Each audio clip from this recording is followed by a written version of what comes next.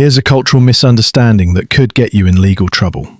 In the UAE, celebrating Christmas publicly, decorations in your office, Christmas parties, public caroling can violate laws and cultural norms. In the Philippines, not celebrating Christmas enthusiastically from September through January makes you basically a social outcast. Welcome to the holiday hierarchy, where the same celebration can be illegal or mandatory depending on where you're standing. Let's start with the UAE, because navigating religious holidays in an Islamic country requires serious cultural awareness. What are the actual restrictions? In the UAE, Islam is the state religion.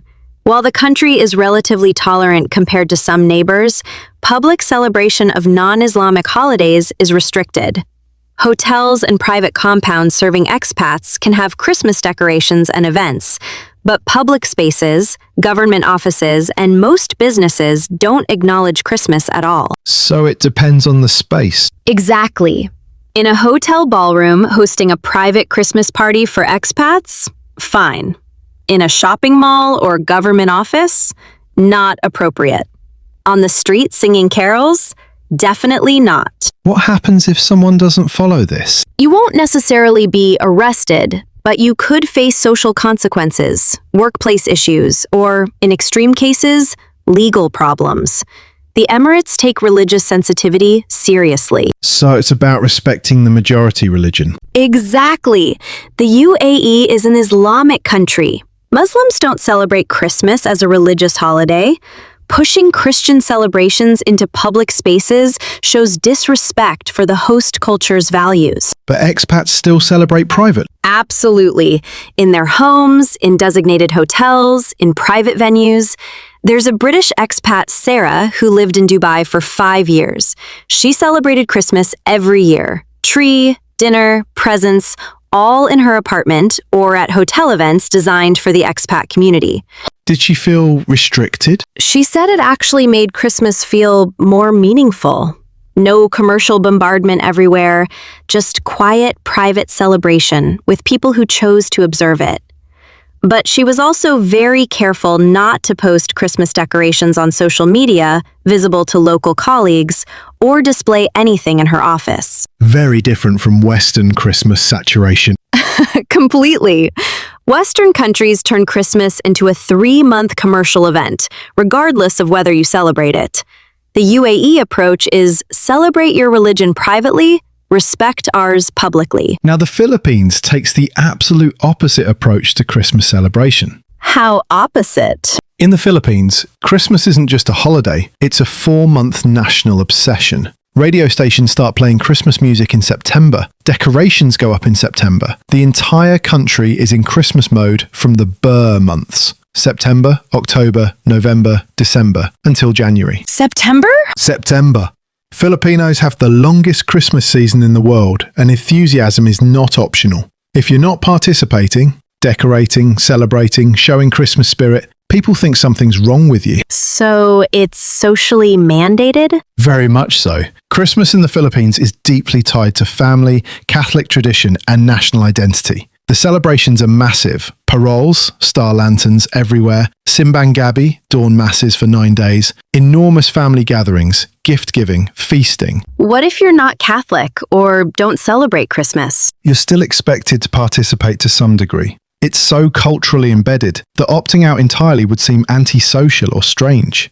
There's a Filipino-American woman, Maria, who returned to Manila after living in the US. She'd become more secular and wasn't particularly interested in religious celebrations. That didn't go over well? Her family and co-workers couldn't understand it, but it's Christmas! They kept inviting her to masses, parties, celebrations. Her lack of enthusiasm was seen as depression or family rejection, not personal preference. So Christmas participation signals family and community belonging. Exactly. It's not just about religion, it's about Filipino identity and family bonds.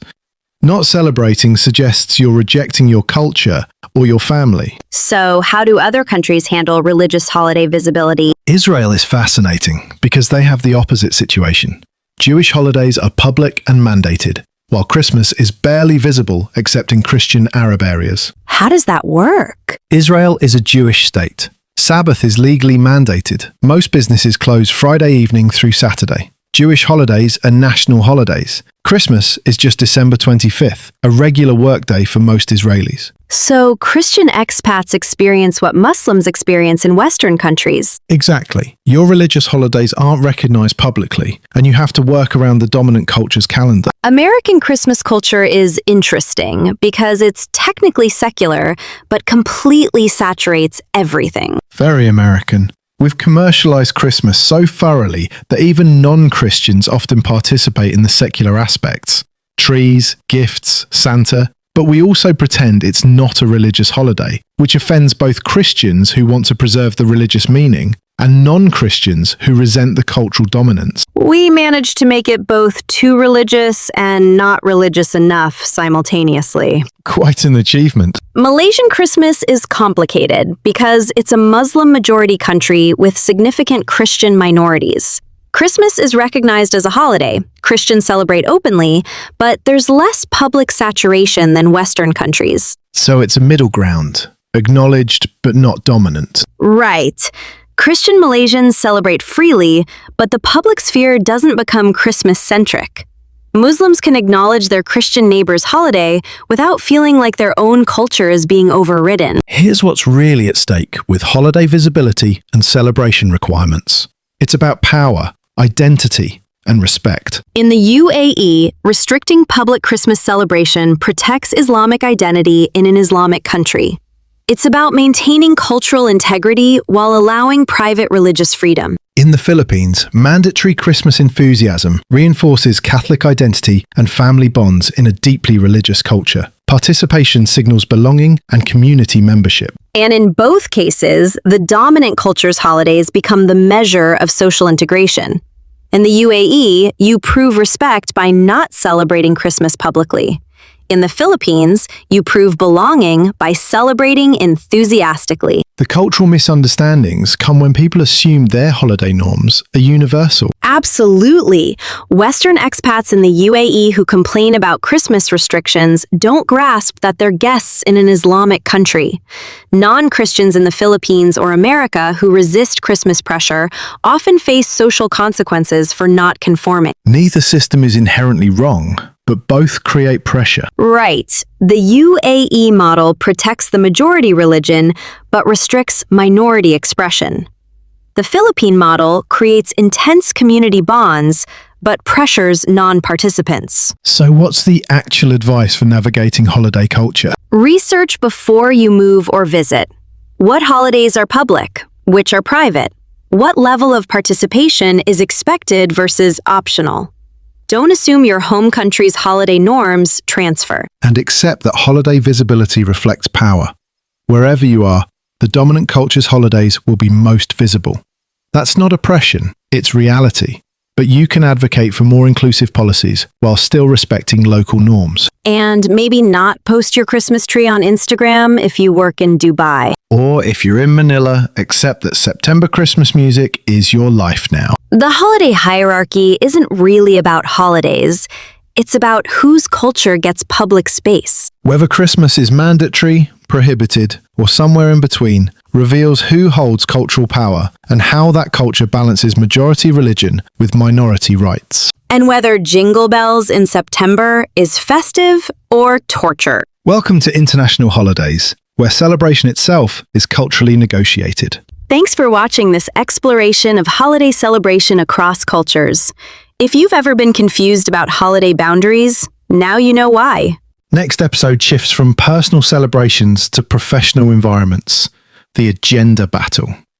Because if holiday hierarchies are sensitive, wait until you see meeting cultures.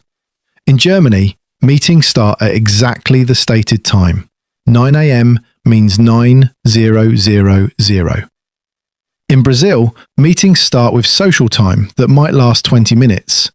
Arrive at the wrong time and you're either rude or wasting everyone's day. Subscribe for new episodes every Tuesday and Friday. And if you've navigated religious holiday culture shock, share your experience in the comments. We appreciate you joining us for this sensitive topic. Until next time, may your holiday celebrations respect local norms. And may your festive spirit find appropriate expression.